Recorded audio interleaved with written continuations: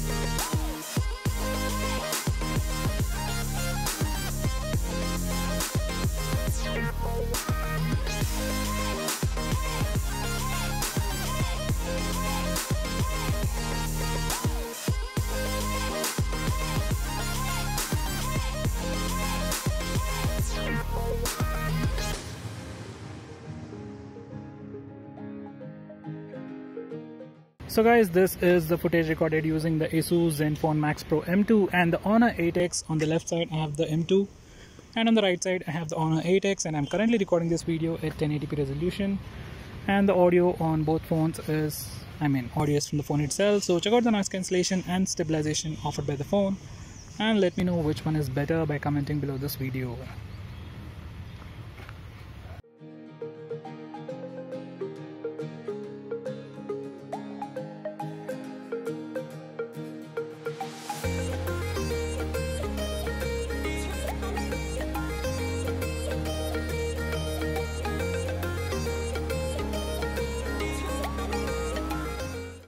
So guys, looking at the results from both the phones, which phone do you think did better?